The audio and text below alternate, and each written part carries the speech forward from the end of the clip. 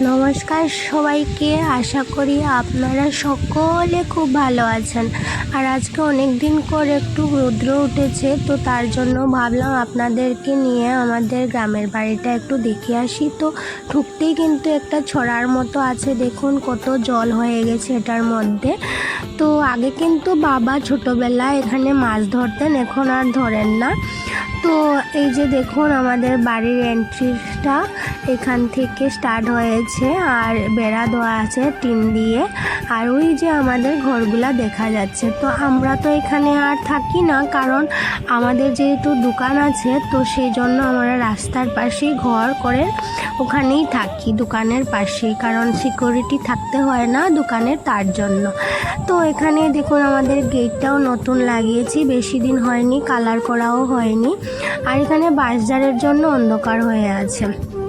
আমরা কিন্তু সিম গাছ লাগিয়ে নিয়েছি, আপনারা কি লাগিয়েছেন? আমরা কিন্তু লাগানো শেষ। আর এই যে দেখুন এই পাতাগুলো বনডুলের পাতা বলে, সেগুলো তরকারিতে দিলে অনেক ভালো সেন্ট হয়, তো তার জন্য আর কি লাগানো।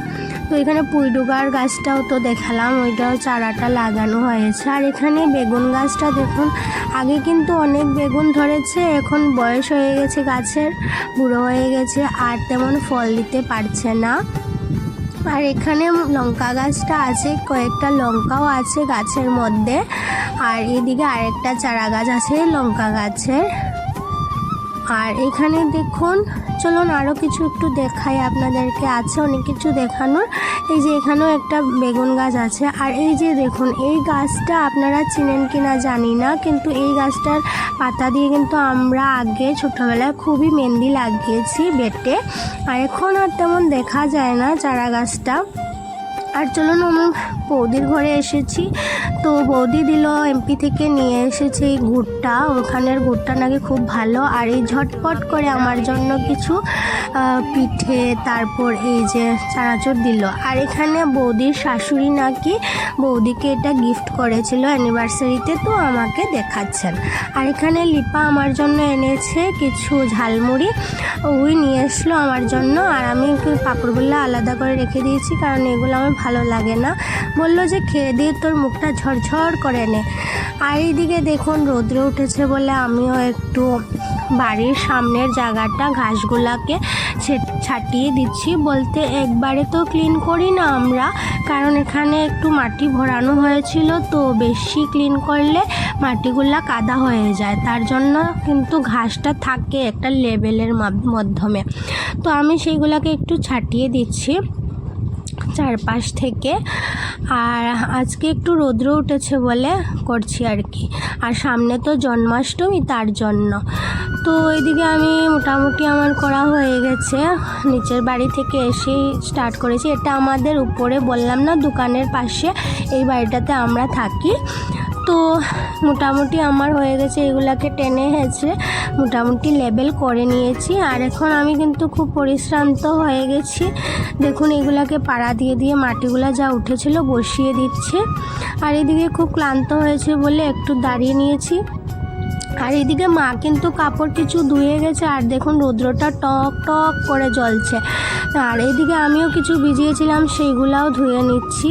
আর কয়েকদিন আগে আমার শ্বশুরমশাই এসেছিলেন, তখন এই টাওয়েলগুলো দেওয়া হয়েছিল পরার জন্য, তো সেইগুলো আর ধোয়া হয়নি, কারণ বৃষ্টির জন্য তো আর ধুলে তো শুকাবেই না, তার জন্য সেইগুলোকে আজকে ধুয়ে দিচ্ছি। আর এদিকে বাবুও কিন্তু কাজ করছেন, উনিও কিছু কাপড় টাপড় ধোয়া মোছা দোকানের সব কিছু সামলে নিচ্ছেন। আর এদিকে আমি মার তো বাড়িতে বেশিক্ষণ থাকেন না, স্কুল আছে বা টিউশন আছে, তার জন্য আমি মাকে একটু হেল্পের জন্য এইগুলা পরিষ্কার করছি। ভাবলাম যে আমি এগুলা যদি একটু কৌটাগুলো ধুয়ে মুছে নিই, এগুলাতে একটু ময়লা পড়েছিল, তার জন্য এগুলো ধুয়ে নিচ্ছি। আর এদিকে আগেই গ্যাসটা আমি পরিষ্কার করে নিয়েছি। আর সামনেই তো জন্মাষ্টমী, সব কাজ মায়ের হাতে কিভাবে করবে, তার জন্য মোটামুটি আমার গোসা মাজা শেষ হয়ে গেছে, এখন তো প্রায় শেষ। আর দুটো ছিল, ওইগুলোও আমি ভাবলাম যে ওইগুলোও করে নেব, তার জন্য চলে গেলাম সেই দুটো নিয়ে আসতে, ছোট ছোট ডাব্বাই ছিল, তো ওইগুলোও আমি পরিষ্কার করে নিচ্ছি যাতে আর ধরতে না হয়। তো এই যে দেখুন সবকটা পরিষ্কার করে নিয়েছি। আর এখন চলে যাব আমি ঘর দরজাটা ঝাড় দিয়ে তারপর আমি স্নানে চলে যাব। তো আজকের জন্য এইটুকু, আজকের ভিডিওটা এখানেই শেষ করছি। আর দেখা হবে পরে আরেকটা ভিডিওর সাথে, আবার আসবো। ততক্ষণ আপনারা ভালো থাকুন, সুস্থ থাকুন, টাটা।